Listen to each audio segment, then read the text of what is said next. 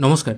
আপনারা যারা cyber cafe চালান বা প্রিন্টিংয়ের কাজ করেন তাদের কাছে অনেক সময় অনেক ডকুমেন্ট আসে যেটা হয়তো ঠিকঠাক ক্যামেরায় ক্যাপচার করা হয় না, এবং সেটিকে যখন আপনারা প্রিন্ট দেন তখন প্রিন্টিং কোয়ালিটিও ভালো হয় না, কালো কালো দাগ চলে আসে, আশেপাশে সাইডে অনেক অপ্রয়োজনীয় অংশ থাকে, সেগুলোও অনেক সময় প্রিন্ট হয়ে যায়, যার ফলে আপনাদের প্রিন্টারেও কিন্তু অনেক বেশি কালি খরচ হয়।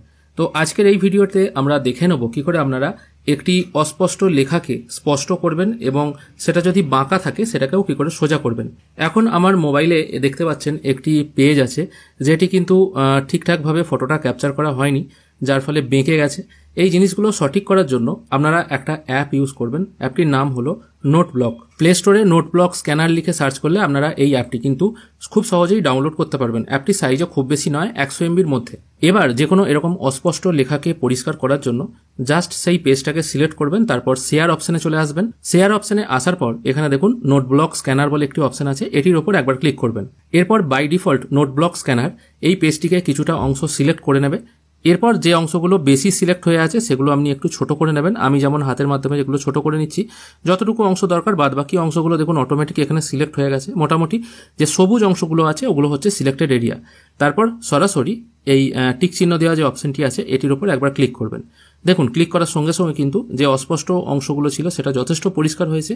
আর সাধারণত যেগুলো দেখবেন খুব হালকা কালিতে লেখা, যেমন ধরুন আকাশি কালিতে লেখা বা গেরুয়া কালিতে লেখা, সেই লেখাগুলো কিন্তু খুব একটা পরিষ্কার করা যায় না।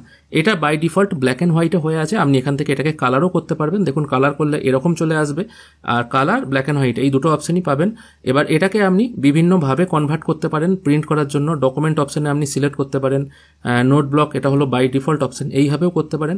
এরপর প্রিন্ট করার জন্য জাস্ট এই টিক মার্ক অপশনটা এটা একবার ক্লিক করবেন। তারপর এখান থেকে একটা শেয়ার অপশন পেয়ে যাবেন। যখনই আপনি এই শেয়ার অপশনটার উপর ক্লিক করবেন আপনাদের সামনে শেয়ার করার বিভিন্ন অপশন চলে আসবে। এটা শেয়ার অ্যাজ পিডিএফ এই আকারেই হবে, মানে পিডিএফ আকারে শেয়ার হবে। আপনি এটাকে চাইলে জেপিইজি মোডেও কিন্তু শেয়ার করতে পারেন। তারপর এখান থেকে আপনি ব্লুটুথ, হোয়াটসঅ্যাপ, জিমেল বিভিন্নভাবে কিন্তু শেয়ার করতে পারেন। এবার একসাথে যদি অনেকগুলো পেজ থাকে সবগুলো পেজ একসাথে সিলেক্ট করে শেয়ার টু নোট ব্লকে আনলে পরপর সবগুলো পেজই কিন্তু আপনি কাজ করতে পারবেন। আলাদা আলাদা করে প্রতিটা পেজ আপনাকে এডিট করার দরকার নেই।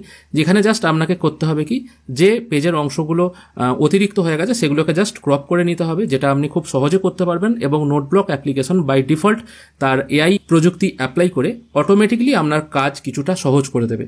আমি অনেক জায়গাতেই দেখছিলাম কিছু কিছু মানুষ যারা ফটোশপ ইউজ করে এই কাজটা করছেন, মানে বাজে পেজকে বা একদম অপরিষ্কার পেজকে পরিষ্কার করছেন। সেটা কিন্তু অনেকটা বেশি সময় সাপেক্ষ, সেটাও কিন্তু একদম সঠিক নিয়ম, কিন্তু সেটা কিন্তু অনেক বেশি সময় সাপেক্ষ। অত সময় মানুষ হয়তো দাঁড়িয়ে থাকবেন না। আপনার কাছে ধরুন একসঙ্গে 20-30টা পেজ চলে এলো, সেরকমভাবে একটা একটা করে আপনি যদি সবগুলো ফটোশপে ফেলে করেন তাহলে এক একটা পেজ করতেই আপনার 5 থেকে 6 মিনিট করে সময় লেগে যাবে। তার মানে অনুমান করে দেখুন 30টা পেজ করতে আপনার কতক্ষণ লাগবে। কিন্তু এই পদ্ধতিতে করলে আপনি খুব তাড়াতাড়ি কাজটা করতে পারবেন। আশা করি আপনাদের আজকের ভিডিওটি ভালো লেগেছে। যদি ভালো লেগে থাকে অবশ্যই একটি লাইক করবেন। ভিডিও দেখার জন্য অসংখ্য ধন্যবাদ। ভালো থাকবেন।